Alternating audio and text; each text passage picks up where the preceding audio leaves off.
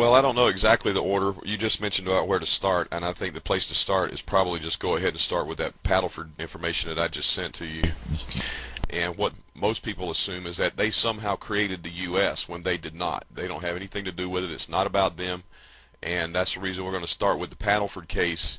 You know, this is what I heard back in 1999 from Albert when he said the Constitution wasn't written for you, you're not signatory to it, and you're not of the posterity. Now, I already knew that because in language procedure I knew the P was capitalized in the preamble.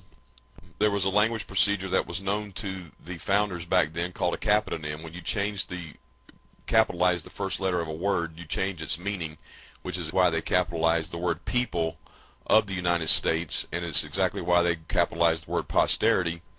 And when you look at the preamble and you understand contract language, the entity they formed was the people of the United States, which established the Constitution for the United States of America. It was one group establishing something for another group. Now, if one group is establishing for another group, that means they are in the superior position. So those that were the people of the United States were establishing a constitution for the United States of America. They weren't doing it because they were nice. These were the commandments of how they were going to run the charters and the government. We'll get into that about how they were going to manage the bankruptcy and pay back the $18 million that were borrowed from France by the United States of America, and what provisions had to be put in place to guarantee to the international community that that debt was going to be paid. Now, people arrogantly assume that they're smarter today than they were 200 years ago or 250 years ago. That in itself is a break in the thinking, since they will say that the public school system dumbs everyone down. Well, if it dumbs everyone down, then obviously we were included in the everyone. Correct? Anyway, Paddleford case was specifically in about a taxation case in 1854. The mayor and city alderman of Savannah, Georgia, was imposing inspection taxes and fees on Paddleford that they protested. Paddleford made an issue out of it, took it into the Supreme Court of Georgia, and this is part of the decision. The decision itself is probably 80 pages. The meat of the decision was all I really cared about. Supposing this not to be taxed for inspection purposes, has Congress consented to it being laid? It is certain that Congress has not expressly consented, but is express consent necessary? There is nothing in the Constitution which says so. There is nothing in the practice of men, or in the municipal law of men, or in the practice of nations, or in the law of nations that says so. Silence gives consent is the rule of business life. A tender of bills going unless the bills are objected to. To stand by in silence and see another sell your property binds you to the contract. These are the mere instances of the use of this maxim in the municipal law. In the law of nations, it's equally potent. Silent acquiescence in the breach of a treaty binds an entire nation. The breach of a treaty can be done by the head, or it can be done by someone underneath the head, but it only has to be done by one. I'm on page 35 at the top. The center of that paragraph, we're talking about how the law of nations, the municipal law, apply when it comes to silent acquiescence, because the ancient maxim of law is silence gives rise to fraud, or it gives rise to total agreement. Now, just because somebody's silent to you, you may not have standing to worry about whether or not they're silent to you. This stuff works real well in corporate dealings and contract dealings here in the U.S. among people and among corporations. It doesn't work well against the government because people are not sovereign above the government. The government is sovereign above them as United States citizens, and as state citizens, and as nationals, and as aliens, and as residents. And if you don't have political power, you have civil rights. And we'll show that in a minute about it, how civil rights are granted and how they can be taken away. Now, the principle at the bottom of these propositions is this: the states have no power. See, here we're going to go into state sovereignty. There's this illusion that people have that being a state citizen makes them sovereign, when the word citizen itself means subject. In addition to that, they were not signatory to any of the compacts that created those states, and they're not the posterity of any of the parties that created those states. And the states themselves are not sovereign. Now, the principle at the bottom of these propositions is the states have no power. by the exercise of which they can defeat all ends of government, the general government or any of those ends. But the state, by the exercise of the taxing power, can take from their inhabitants every cent the inhabitants can spare, and the state can live. See, that tells you about state subjects right there, or state citizens. The state can take everything they got. And they've confirmed this in court decisions, even up in 1995 with the Emsminger case, where they said that the United States of America surrendered all right, title, and interest to the United States. That means all these people running around claiming themselves to be Americans have no right, no title, and no interest. Well, if you have no right, no title, no interest, then you have no standing to state a claim for which relief can be granted, ever. Does that make sense to you, Ray?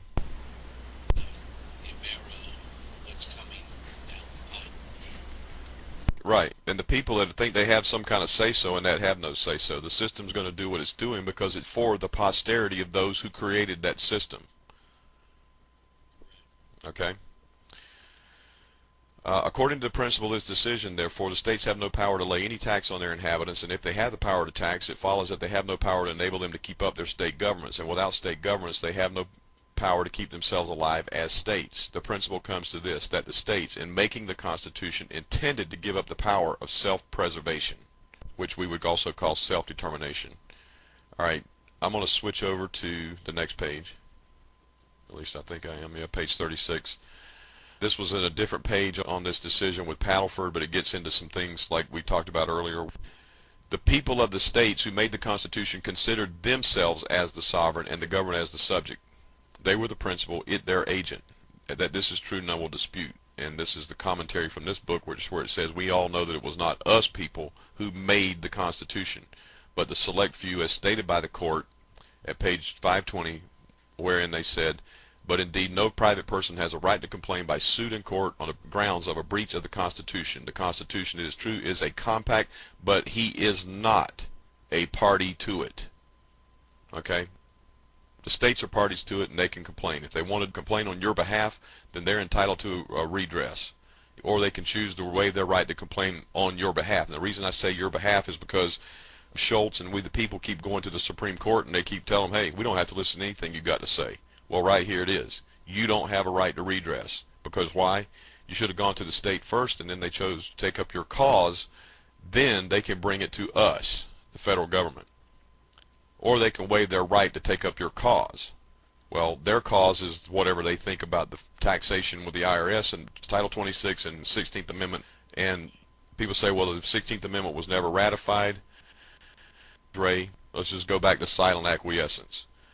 Do you think the states have already agreed to the 16th Amendment according to the doctrine of silent acquiescence? Yes. There's nothing to ratify. Now, in addition to that, I'm going to go ahead and get out of these 2 pages here.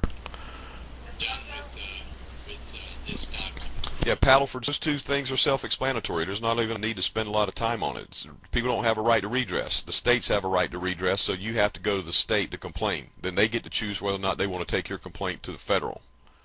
That's procedure. That's the protocol. And over again, Schultz and we the people get told that they keep violating protocol, and they won't listen. Let me see if I can find that real quick. I'm going to pull up a document. It was a preamble to the Constitution. It was 10 pages that I wrote back at least 10 years ago, where I did 10 pages just analyzing the preamble. We the people of the United States. People is capitalized.